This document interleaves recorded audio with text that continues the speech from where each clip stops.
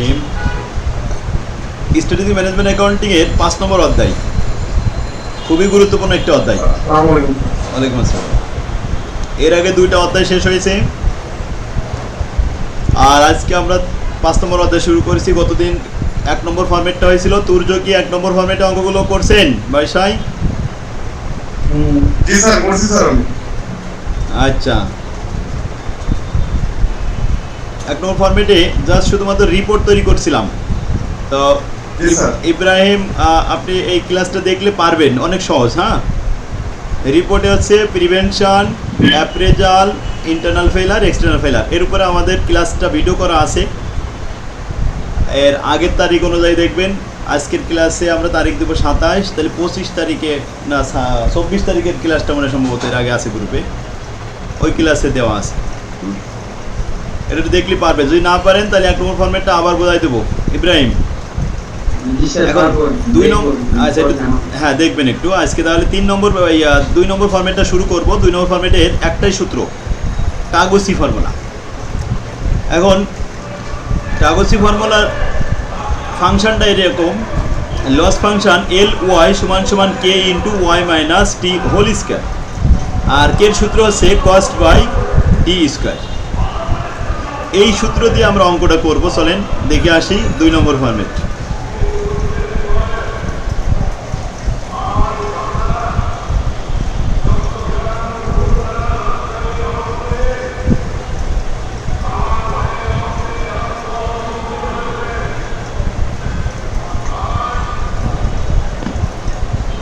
এখন তো সব 1 নম্বর ফরম্যাট চলছে, কিন্তু এবার 2 নম্বর ফরম্যাট আসলো। কই 2 নম্বর ফরম্যাট? এতগুলো অঙ্ক আছে। এই hidden loss, Taguchi formula, quality loss function. দেখেন প্রথমে প্রবলেম নাম্বার 1 পড়ি, বুঝতে পারবেন যে এই ফরম্যাটের মূল থিমটা কি। Gyan Bikash limited produce 8000 unit of a product that has a target weight value হলো 10 KG with the specification limit equal to the target weight plus or minus 0.3 KG if a unit of the product is produce. Plus আর minus একটু বোঝাই যে আসলে একটা product উৎপাদন করতে গেলে আমরা দেখা যাচ্ছে ছাঁচের মধ্যে দিয়ে তৈরি করি, তাই না? এখন ছাঁচের ভিতরে কিন্তু কিছু ম্যাটেরিয়াল কম বা বেশি হয়ে যায়। সাপোজ আপনি একটা সাবান তৈরি করতেছেন, যে ছাঁচ দিয়ে তৈরি করা হচ্ছে ফ্যাক্টরিতে, অনেক সময় দেখা যায় কিছু ম্যাটেরিয়াল বেশি চলে যায়, আবার কিছু কম হয়ে যায়। প্লাস মাইনাস হতে পারে প্রোডাক্টের ওজন। তো প্লাস মাইনাস কতটুকু মেনে নেওয়া যাবে? প্লাস আর মাইনাস 0.3 কেজি, তার মানে 300 গ্রাম পর্যন্ত আমরা প্লাস মাইনাস আপ ডাউন করলে কোনো সমস্যা নেই।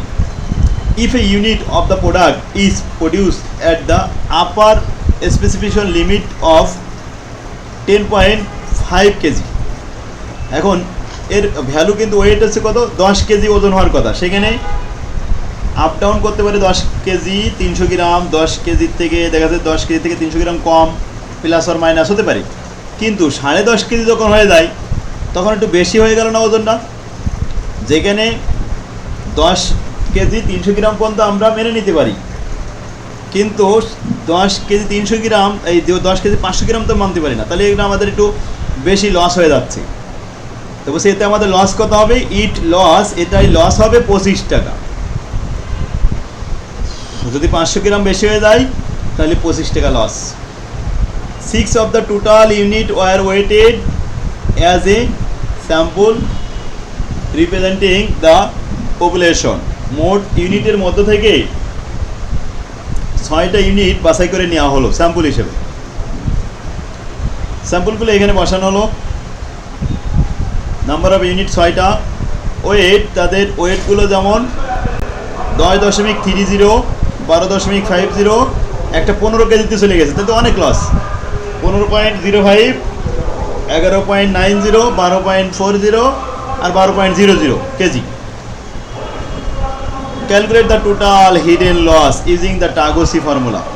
টাগসির ফর্মুলা অনুযায়ী হিডেন লস দেখাতে হবে। অ্যাকচুয়াল ভ্যালু আমরা এখানে ধরে নিলাম ওয়াই, টার্গেট ভ্যালু টি, টির মান 10 কেজি, এই সেই টার্গেট ভ্যালু, টির মান 10 কেজি। Loss associated with the unit সির মান কস্ট, এখানে আমাদের লস কত হয়েছে সূর্য 25 টাকা, তাহলে আমাদের সির মান হলো 25 টাকা। Yes, sir. Difference from the target value of specification limit plus or minus, বলা হয়েছিল লিমিটটা প্লাস মাইনাস হতে পারে 0.30 কেজি, 300 গ্রাম 300 গ্রাম এদিকে আপ ডাউন করতে পারে। এটা হলো ডির মান, ডিতে difference. According to Taguchi quality function loss, quality loss ফাংশনের সূত্র হলো এল ব্র্যাকেটে ওয়াই সমান সমান K into Y minus T whole square. এখন এই কে এর আবার সূত্র আছে, তো আমরা নিচেই চলে আসলাম। হোয়েন কে সমান সমান C by D square, C 25 টাকা লস দেওয়া রয়েছে প্রশ্নে, আর ডিতে ডিফারেন্স 0.30, এর স্কোয়ার করে দেবো। স্কোয়ার করলে কত আসবে 0.09, 0.09 দ্বারা 25কে ভাগ করলে 277.78, কে এর মান যদি 277.78 হয়, তাহলে এল এই লস ফাংশনের ফর্মুলা আমরা দেখাবো। কে এর মান এটা Y minus T whole square. এখন এটা দেখাতে গেলে 6টা, তো এটা আমাদের ছকের মধ্যে দেখাতে হবে। তো ছকের ভিতরে আসলাম, নাম্বার অফ ইউনিট 6টা। প্রথমে ওয়াইয়ের মান ওখানে দেওয়া ছিল, যা প্রস্তুত, তো এখানে কপি পেস্ট করলাম, কিন্তু এই যে এটা কপি পেস্ট করলাম, ওয়াইয়ের মান এইগুলো, আর টির মান টার্গেট ওয়েট দেওয়া ছিল 10 কেজি। কোথায় পেয়েছি একটু দেখে নিয়ে আসি। এই যে প্রশ্নটা দেখেন, টার্গেট 10 কেজি, এটা উপরে বলা ছিল, এই যে টার্গেট 10 কেজি। ব্যাস, যার যার মান আমরা পেয়ে গেছি, গিভেনের এখানে লিখেছিলাম, এখান থেকে নিয়ে এবার আমরা ছকের ভিতরে আসি। পেজটা একটু এক্সাই করি, মানে আপনাদের অসুবিধা হচ্ছে। এবার দেখেন, তাহলে এই জায়গার থেকে আমরা প্রথমে কে এর মান বের করলাম, এরপরে আমরা statement of hidden quality loss দেখাচ্ছি। ওয়াইয়ের মান সব বসালাম, টির মানও বসা দিলাম, এবার ওয়াই মাইনাস টি, অর্থাৎ 10 এখানে 30 থেকে 10 বাদ দিলে 0.30, তাহলে 12.5 থেকে 10 বাদ দিলে থাকে 2.50, 15.05 থেকে 10 বাদ দিলে 5.05, 11.90 থেকে 10 বাদ দিলে 1.90, 12.40 থেকে 10 বাদ দিলে 2.40, 12.00 থেকে 10 বাদ দিলে 2.00। এটা হলো ওয়াই মাইনাস টি। এখন ওয়াই মাইনাস টির পরে এটা স্কোয়ার দিতে হবে, কারণ আমাদের সূত্রে কিন্তু স্কোয়ার লাগবে। যে এখন এটাকে স্কোয়ার করব, স্কোয়ার করলে ফলাফল এটা বের হবে, আর তার সাথে কে গুণ করতে হবে। এখন কে এর মান কই? কে এর মান তো আমাদের 277, তাহলে কে এর মান সবার জন্য 277।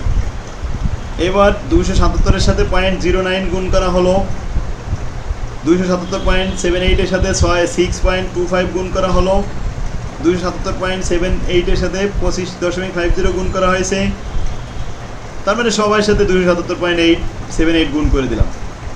গুণ করলে যে মানটা হয়, এবার দেখেন তো সেই সূত্রের সাথে মিলে গেছে না? এই যে কে into Y minus T whole square, এই যে মানগুলো আসছে এগুলো যোগ করতে হবে, তাহলে সাম হয়ে যাবে। যোগফল 12,558.43, এটা আমাদের loss, total hidden quality loss. বুঝতে অসুবিধা হয়েছে কার বলেন তো একটু দেখি? কি মিম অসুবিধা হয়েছে?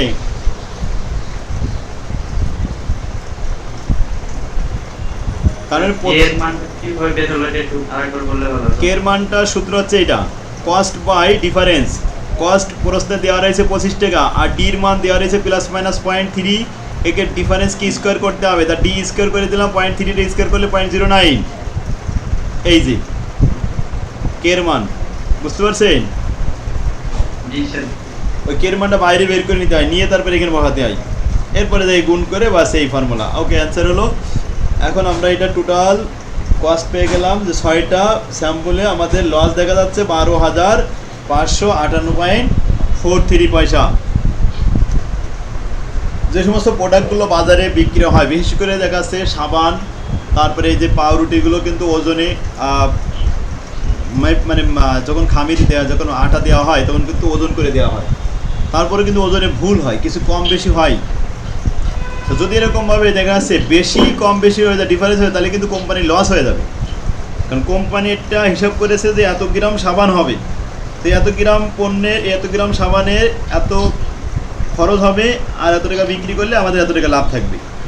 যদি সেখানে কর্মচারীরা বেশি করে দিয়ে ফেলে, সাবানের ওজন বেড়ে যাবে, মাল ম্যাটেরিয়াল বেশি লাগবে, কাস্টমাররা লাভবান হবে কিন্তু কোম্পানির লস হবে।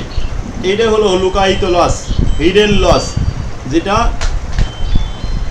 একবার তৈরি হয়ে গেলে আর কখনো সেভ করা সম্ভব না। কারণ সাবান তো আর ওজনে বিক্রি হবে না।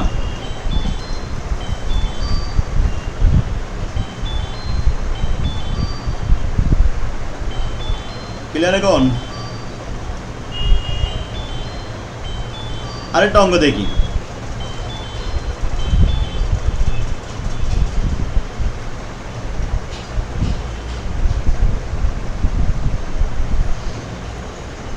এখানে আমাদের 2 নম্বর প্রবলেম চলে আসে। মাগুরা ট্রিমন company produce the 5000 unit of a product that has a target weight value, যা 300, টার্গেট ওয়েট ভ্যালু কিন্তু 300 KG, with a specification limit equally to the target weight plus or minus 10 KG. এখন দেখা যাচ্ছে যার ওজন 300 কেজি, তার কিন্তু plus minus এরকম কম বেশি 10 কেজি মেনে নেওয়া যায়। 300 কেজির মধ্যে একটু কম বেশি আপ ডাউন করতেই পারে, তাহলে প্লাস মাইনাস এটা হলো ডির মান। আচ্ছা, if a unit of the product is produce at the upper specification limit 295 KG. এখন 295 কেজি যখন হয়েছে তখন সেখানে লস হচ্ছে কত? 30 টাকা, এটা সির মান। এখন হচ্ছে 5 অফ দ্য টোটাল ইউনিট, ওই মোট ইউনিটের মধ্যে থেকে স্যাম্পল নেওয়া হলো 5টা ইউনিট, 5। আচ্ছা, একজনের একটু মানে আনমিউট আছে, খুব ডিস্টার্ব করতেছে। এটা হচ্ছে ইব্রাহিম, মিউট রাখতে হবে, এটা বন্ধ রাখতে হবে, কথা বলার সময় আবার আনমিউট করে কথা বলতে হবে। দেখেন 5টা ইউনিটের সংখ্যা এখানে 1 2 3 4 5 দেওয়া হয়েছে। 300, 310, 320, 290 এবং 340 কেজি পর্যন্ত চলে গেছে। যেখানে প্লাস মাইনাস 10 কেজি পর্যন্ত ওঠানামা করতে পারে, সেখানে অনেক দূরে চলে গেছে, তাহলে আমাদের লস হয়ে গেছে। Calculate the loss for each unit and average loss for the sample of 5 ইউনিটের লস আমরা দেখাবো। প্রথমে চলে আসলাম, গিভেন দেওয়া হয়েছে টিতে টার্গেট ওয়েট কত? 300, টির মান, সির মান কস্ট ব্যয় কত? 30, আর ডিতে ডিফারেন্স 10 কেজি। ব্যাস, ওকে। এবার আমরা সূত্রটা লিখি, এল ওয়াই সমান সমান K into Y minus T whole square, এটা হচ্ছে মূল সূত্র। তাহলে টাগোসের কোয়ালিটি লস ফাংশনের সূত্র। নাও কে এর মানটা আগে বের করে নিতে বলেছিলাম, সি বাই ডি স্কোয়ার। এখন সির মান 30 টাকা, ডির মান 100, এই যে ডির মান 100 না, ডিতে ছিল 10 কি স্কোয়ার করেছি তো 100 হয়ে গেছে। 100 দিয়ে 30কে ভাগ করলে কত আসে? 0.30। অতএব কে এর মান 0.30। শখ তৈরি করলাম, শখে প্রথমে লিখলাম নাম্বার অফ ইউনিট 5টা, ওয়াইয়ের মান, টির মান, এবার ডিফারেন্স, এবারে ওয়াই মাইনাস টি। তো ওয়াই থেকে টি বাদ দিলে যা মান আসে এটা থাকলো। এবার এটাকে স্কোয়ার করে দিলাম, দিয়ে কে এর মান পাশে বসালাম। এবার এটার সাথে কে গুণ করলাম, ফলাফল আসলো 660 টাকা। অতএব লস হচ্ছে আমাদের টোটাল 660 টাকা। 3 নম্বরে চলে আসেন, ওই একই অঙ্কই, টার্গেট ওয়েট 10 কেজি, টির মান, এরপরে বসে প্লাস মাইনাস, এটা হলো ডির মান 0.5 কেজি, লস স্পেসিফিক লিমিট, এখানে খরচ কত হবে? ওই যে লস 10 টাকা। আচ্ছা, এখানে হলো লস হচ্ছে কস, সির মান, বাস, আর কিছু লাগে না। ওয়েট দেওয়া আছে 4টা ইউনিটের, কোয়ালিটি ফাংশনটা বসালাম, loss quality function, quality loss ফাংশনের সূত্র K into Y minus T whole square. কের মানটা বসালাম, কের মান বের করলাম, 40 হলো কের মান। এখন সূত্র অ্যাপ্লাই করলাম, এখানে আমাদের টোটাল মিলে আসলো, টোটাল হিডেন লস কত? 15 এই যে 15.40।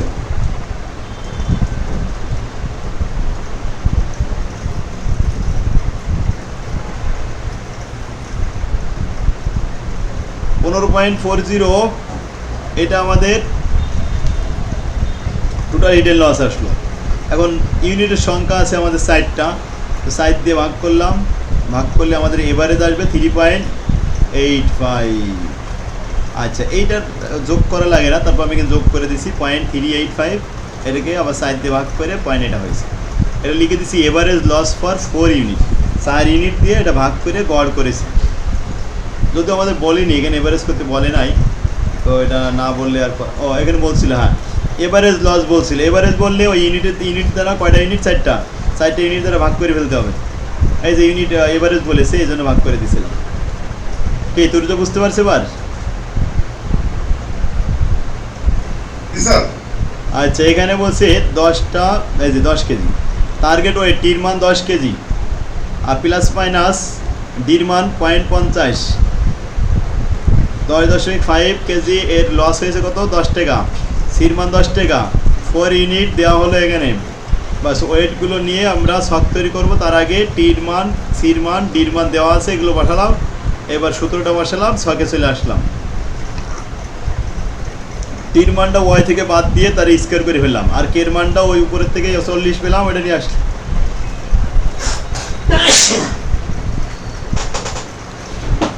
সব মিলাই টোটাল লস 15 টাকা 40 পয়সা, এটাকে আবার এভারেজ করলাম। 5 নম্বরে এখানে স্যাম্পল আছে কয়টা, 8টা। এখানে টির মান আছে, ডির মান আছে, সির মান আছে, ব্যাস আগের মতো সেম বসালাম। তাহলে অঙ্ক তো সব একই, শুধু ফিগারটা চেঞ্জ হচ্ছে, আর তো কিছু না। বড় কাজ এটা 8টা ফিগার আছে, 8টার জন্য একটু বড় দেখা গেছে। নিয়ম তার পরিবর্তন নেই, অঙ্ক দেখি। এখানে আছে কয়টা, 5টা আছে। 5টা নিয়ে শুরু করলাম। হিডেন লস, তাহলে হিডেন লস অনেক ইজি আছে বলে মনে হলো নাকি? কি পারবে সবাই? আরেকটা দেখাই নাকি? দেখেন এখানে আছে কন্ট্রোল চার্ট ফর মিন, মিন মানে গড়, এক্স বার। ইব্রাহিম কি শুনতে পাচ্ছে আমার কথা?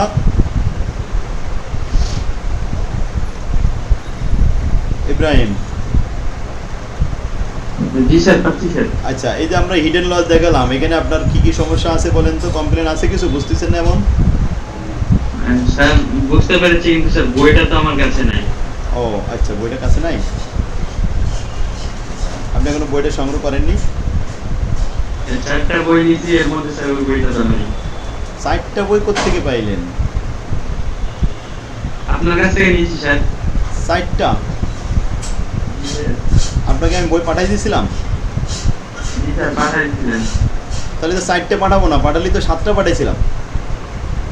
স্যার 4টা পাঠাইছেন। কবে পৌঁছাইছে বইটা? স্যার 5:30 রাজশাহী। হ্যাঁ, কতদিন আগে পৌঁছাইছে? কতদিন আগে? 1 মাস হতে আসলো। আপনার এক সেট বই পাঠাইছিলাম, তাই তো? জি স্যার, 4টা বই। হ্যাঁ, আপনি বলি ওই এক সেট বই ছিল 2 প্যাকেটই, তাহলে আপনাকে একটা প্যাকেট দেওয়া হয়েছে, আরেকটা প্যাকেট দেয়নি? জি স্যার, 1 প্যাকেট দিয়েছে তো। তাহলে আপনি আমাকে বলবেন না যে 4টে বই এতদিন খোঁজ নেননি? কতদিন আগে সে কথা? স্যার ওটা তো আপনি বলেছিলেন 4টা বই দিচ্ছি, পরে আর 4টা দেবো তাই বলেছিলেন। আচ্ছা, ক্লাস শেষ হয়ে গেলে কথা বলেন আমার সাথে। আমি কখনো কারো থেকে 4টা বই তো পাঠাই না, সবসময় এক সেট বই একসাথে বাইন্ডিং করে তাকে সেট করা, 7টা বই 2 প্যাকেটে দেওয়া হয়। এক প্যাকেটে 4টে থাকে, আরেক প্যাকেটে 3টে থাকে। জি স্যার, আমিও ওই ইয়াই পাইছি, 2 প্যাকেটই পাইছি। 2 প্যাকেটই সবাই, অনেকেই এক প্যাকেট নিয়ে চলে যায়, আরেক প্যাকেট পড়ে থাকে। যাই হোক, এখন আমরা ক্লাস শেষ করি। যে প্যাকেটে 3টা থাকে, ওই প্যাকেটে 3টা বই কি কি থাকে? প্রত্যেকটা প্যাকেটে একই রকম বই থাকে, সেটা হলো strategic management accounting, applied accounting theory আর কর্পোরেট ট্যাক্স প্ল্যানিং। এই 3টা বই মিলে একটা প্যাকেট হয়, আর বাকি 4টা মিলে আরেকটা প্যাকেট হয়। প্রত্যেকের সারা দেশে যখন যেখানে যাই সব একইভাবে।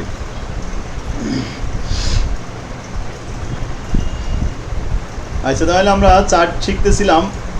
এক্স বার, এক্স বার হলো গড় চার্ট। গড় চার্টটা কেমন সেটা দেখাবো। তার আগে এই চার্টগুলো কন্ট্রোলের ভিতরে থাকলো নাকি বাইরে চলে গেল তাই আমাদের কিছু সূত্র ফর্মুলা শিখতে হবে। তো আপার লিমিট আর লোয়ার লিমিট, মনে করেন যে প্লাস মাইনাস, যে সর্বোচ্চ এত এর উপরে চলে গেলে কন্ট্রোলের বাইরে চলে যাবে, আর সর্বনিম্ন এত এর নিচেই চলে আসলে কন্ট্রোলের বাইরে চলে যাবে। তাহলে এখানে আপার এবং লোয়ার একটা লিমিট থাকবে, এর বাইরে যদি বিন্দুগুলো চলে যায় তাহলে লিমিট ক্রস করবে, অতএব এটা ক্রস লিমিট, সেটা নিচের দিকেও যেতে পারে উপরের দিকেও যেতে পারে। তো এখন আসি এই চিত্রগুলো কয় রকম হতে পারে। তার জন্য প্রথমে আমি এখানে লিখে দিচ্ছি ইন কন্ট্রোল, এটা আমাদের ভেরিয়েন্স কন্ট্রোলের ভিতরে আছে, অর্থাৎ আপার লিমিট আছে এটা আর লোয়ার লিমিট আছে এটা। আর ঠিক আপার এবং লোয়ার এর মিডিলে, এর মধ্যবর্তী অবস্থানে চিত্রটা আছে, তাহলে এটা কন্ট্রোল, ইন কন্ট্রোল।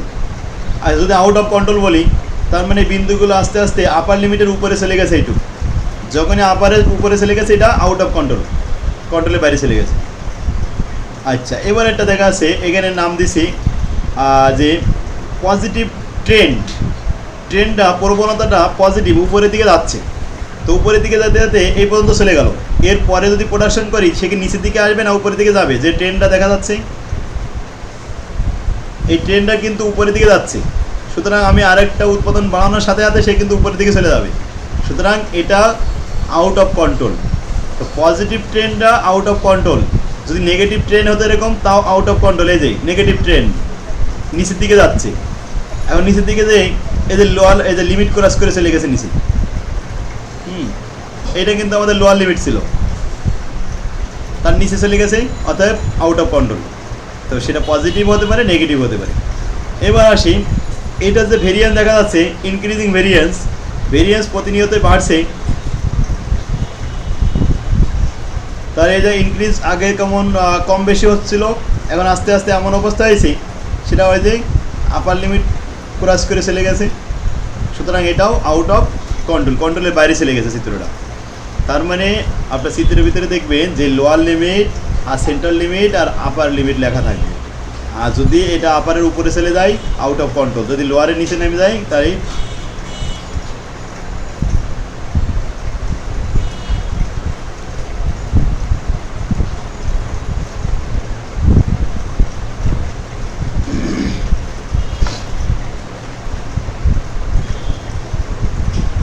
এখন আমরা একটা অঙ্কের দিকে আসি। You are supplied with the following information, draw the control chart. Control chart তৈরি করব এক্স বার। এখন এক্স বারের চার্ট যদি তৈরি করতে হয়, এখানে আমাদের 10টা আইটেম দেওয়া আছে, 10টা আইটেম, স্যাম্পল সাইজগুলো 5 ধরনের সাইজ, 1 2 3 4 5, এই 5টা সাইজ, 5টা সাইজ যোগ করা হয়েছে 30 32 28 35 আর 33, যোগ করে 5 দিয়ে ভাগ করে হয়েছে কত? 31.6। আচ্ছা, এখানে এই 5টা যোগ করে ভাগ করে হয়েছে 31.8, তার মানে আমাদের গড় মান কিন্তু এটা, আর লাগবে মূলত আসলে আমাদের এটা। আর এই মানগুলো আমাদের কোনো কাজে লাগবে না, এগুলো তো যোগ বিয়োগ করাই আছে। তবে এর মধ্যে থেকে আসেন সর্বনিম্ন কত আর সর্বোচ্চ কত। এর মধ্যে আমরা খুঁজে দেখেছি প্রথমে 28 হচ্ছে সর্বনিম্ন মান, আর সর্বোচ্চ মান এখানে দেখছি 35। আচ্ছা, 35 আর 28 ডিফারেন্স কত হতে পারে? বিয়োগ করলে 7, এটাকে বলা হয় রেঞ্জ। দেখেন তো রেঞ্জ কত লেখা আছে, তুই যদি খেয়াল করছে কত লেখা আছে?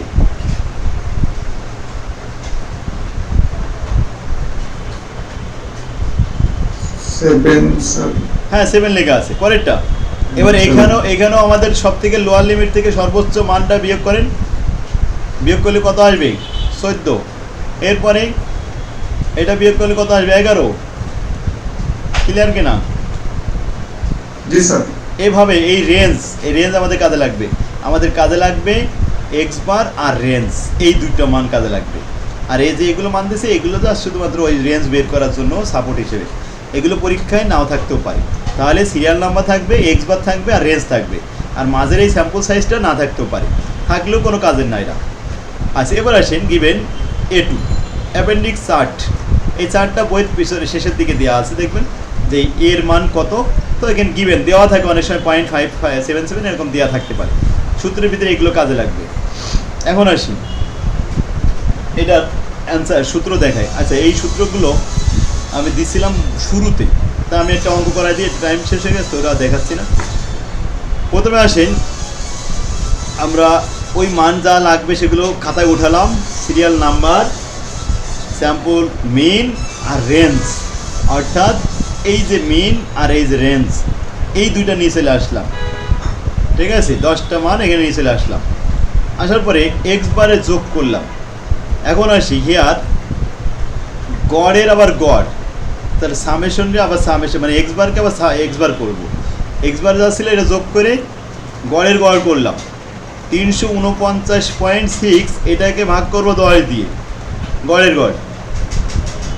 এবার আর এর মান, এখানে আমাদের যে আর ছিল আরগুলো যোগ করে আবার ভাগ করলাম 10 দিয়ে, তাহলে আসলো আর বার 15.6।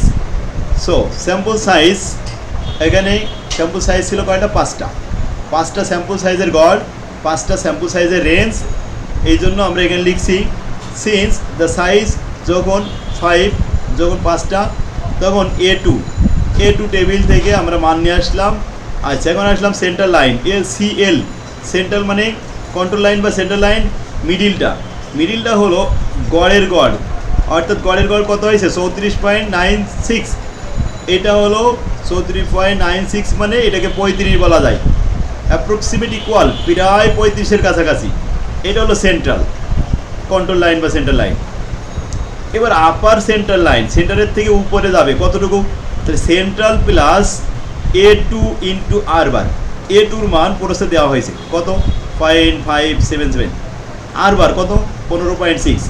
এবার আর বার 15.6 গুণ করেন তো 0.577-এর সাথে গুণ করে 9.00, তো 9 যোগ করলাম 34-এর সাথে, কত হয়? 43.696। তার মানে এটাকে 44 বলা যায়। আপার লিমিট 44। এবার লোয়ার লিমিট, শুধু প্লাসের জায়গায় একটু মাইনাস, এই একই সূত্র হবে। গড়ের গড়, তাহলে এক্স বার বার ডাবল দিয়ে এবার মাইনাস দিয়ে দিলাম, তো মাইনাস মান 9 মাইনাস করে দিলাম। 34 থেকে 9 বাদ দিলে কত থাকে? 25.96, তার মানে 26। এখন আসি নিচেই, লোয়ার লিমিট 26 আর আপার লিমিট 44 আর সেন্ট্রাল 35। কত করে মান ধরেছি? এই যে 20, 22, 24, 26, 28, 30, 32, 34, 36, 38, 40, 42, 44। সর্বোচ্চ মান 44 দেখেছি বলে আমি 2 করে নিয়ে ওখানে 44 দেখাইছি। আচ্ছা, এখানে সর্বনিম্ন মান 26। এখন বিন্দুগুলো এর ভিতরে বসাবো। প্রথমে 1 নম্বর স্যাম্পল, এটা 31.6, সবাই খেয়াল করি 31.6, তার মানে 30-এর উপরে 32, তার মিডিলে হবে 31.6, প্রায় 32-এর কাছাকাছি একটা বিন্দু। তারপরে 31.8, তার মানে এটাও সেই 32-এর কাছাকাছি। এরপরে হচ্ছে 32.2, তাহলে 32 থেকে একটু বেশি হয়ে গেল, তাহলে 32.2 এই উপরে চলে গেল। এরপর এটা হয়েছে 34.4, তারপরে আবার 31.4-এ চলে আসছে। তারপরে 38.0, 38 উপর দিকে চলে গেছে কিন্তু, এই 38। নেক্সট 36.2, এই 36.2, আবার এখানে 38 উপরের দিকে চলে গেল 38, এরপরে 40, এই যে উপর দিকে ছিল 40। এখন এই বিন্দুগুলো আপার লিমিট ক্রস করে নাই, লোয়ার লিমিট ক্রস করে নাই, তাহলে ইন কন্ট্রোল না আউট অফ কন্ট্রোল? কি লিখবো? The process is in control under the x chart. কি বুঝতে পারছে?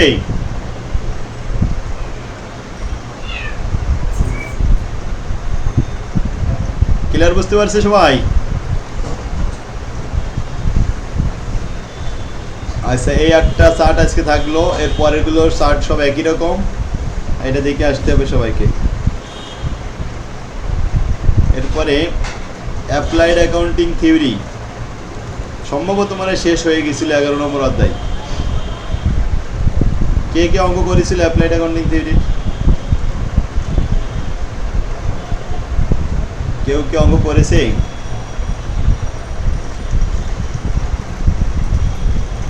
ফেয়ার ভ্যালু মেজারমেন্ট 31 নম্বর অধ্যায়, 11 নম্বর অধ্যায়।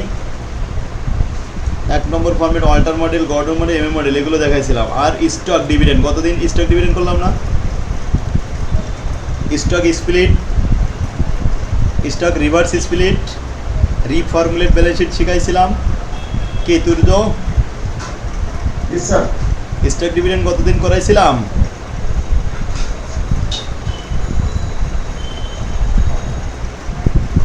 আচ্ছা, না করলে মনে না থাকলে আরেকবার দেখেন। আপনার বাসায় কিন্তু আচ্ছা। আপনারা কিন্তু দেখতেছেন না, বাসায় কিন্তু অঙ্ক করতে হবে। আমি যা দেখাই দেবো সেগুলো দেখে কোন জায়গায় কী সমস্যা এগুলো জিজ্ঞেস করবেন, তাহলে আমি বুঝবো যে না এরা অঙ্ক করতেছে, এটা আগাতে পারবে। আমি দেখাই দিচ্ছি অথচ আপনারা বাড়িতে কাজ করতেছেন না, তাহলে আগাবো কী করে? স্টক ডিভিডেন্ড মানে শেয়ার লভ্যাংশ, আর শেয়ার লভ্যাংশ হয় শেয়ারের সংখ্যার উপরে। শেয়ারের সংখ্যা দেওয়া থাকবে, এখানে যেমন দেওয়া রয়েছে 100 টাকা শেয়ার প্রাইস, 10 লাখ টাকা ভাগ করলে এই 10,000 share, additional paid in capital 4 lakh টাকা, আর রিটার্ন আর্নিং 40 লাখ টাকা, সব মিলে 54 লাখ টাকা আছে। এখন আসি কারেন্ট মার্কেট প্রাইস, বর্তমান মার্কেট প্রাইস কিন্তু 300 টাকা। What will be the account and the number of share outstanding with 15% stock dividend, 15% stock dividend. এখন স্টক ডিভিডেন্ড 10,000 শেয়ারের উপরে 15% গুণ করতে হবে, তাহলে 1500 বের হবে। তো স্টক ডিভিডেন্ডের ধারাবাহিকভাবে 4টি স্টেপ করতে হয়। প্রথম স্টেপের কাজ হলো number of new share, old শেয়ারের উপরে 15% গুণ করে নিউ শেয়ার বের করতে হবে 1500। এরপরে এই যে 1500 শেয়ার, প্রত্যেকটা দাম 300 টাকা, আগে কিন্তু ছিল 100 টাকা, তাহলে বাড়তি অ্যাডিশনাল কত? 200 টাকা। তো টোটাল শেয়ার ক্যাপিটাল 10,000 এর সাথে 1,500, মানে 11,500 গুণন 100 টাকা, তাহলে 11,50,000 টাকা। Additional paid in capital, additional আগে ছিল কত? 4 লাখ, এবার 1500 গুণন 200 অ্যাডিশনাল, 15 দুগুণে 330, তার মানে এখানে 3 লাখ, 3 লাখ আর 4 লাখ 7 লাখ, অতএব 7 লাখ হয়েছে আমাদের অ্যাডিশনাল ক্যাপিটাল। তাহলে capital total share capital 11 lakh, এখানে বাড়ছে 1,50,000, আর অ্যাডিশনাল ক্যাপিটাল হয়েছে 7 লাখ, আগে ছিল 4 লাখ, তাহলে বৃদ্ধি পেয়েছে 3 লাখ। এই 3 লাখ আর 1 লাখ, 4,50,000 বেড়েছে। কোথা থেকে আসলো? শেয়ার লভ্যাংশ ডিভিডেন্ড যখনই ঘোষণা করা হয় তখন রিটেন আর্নিং থেকে আসে।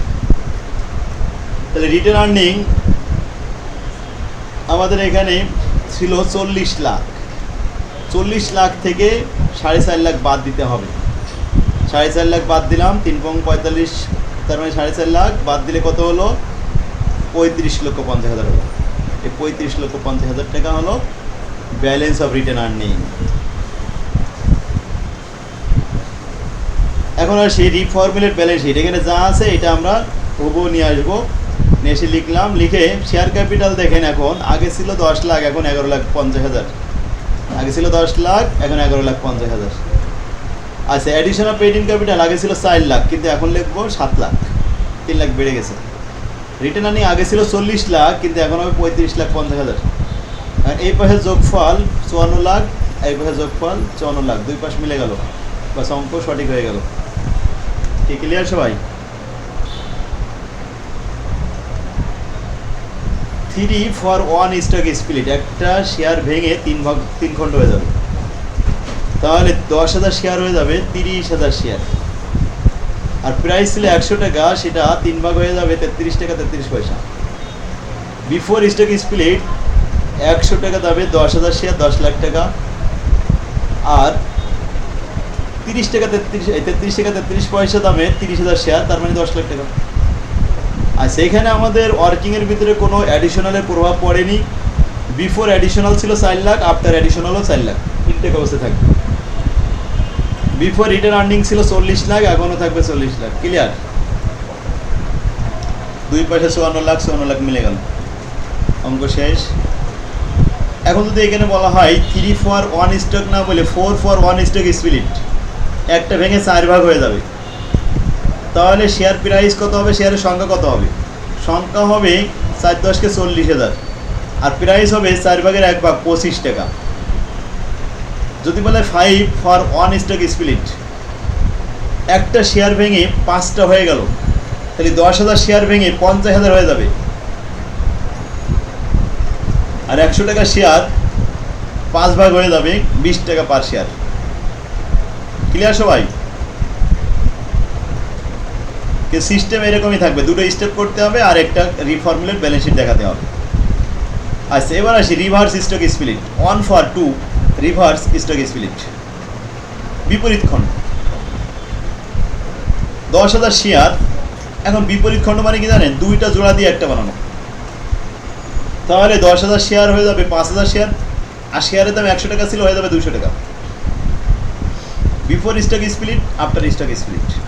বিফোরে ছিল 100 টাকা দামে 10,000 শেয়ার 10 লাখ, আফটারে হয়ে যাবে 200 টাকা দামের 5,000 শেয়ার 10 লাখ, বাস additional 4 lakh 4 lakh, retain earning 40 lakh 40 lakh, মিলে যাবে 54 লাখ 54 লাখ মিলে যাবে। ক্লিয়ার?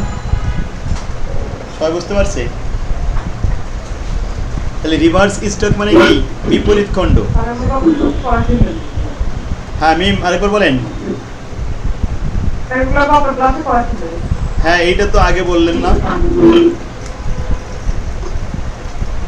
তার মানে এই অধ্যায়টা শেষ হয়েছিল, আমরা আজকে নতুন চ্যাপ্টার নতুন অধ্যায় শুরু করতে নতুন বই শুরু করতে চাইছিলাম না?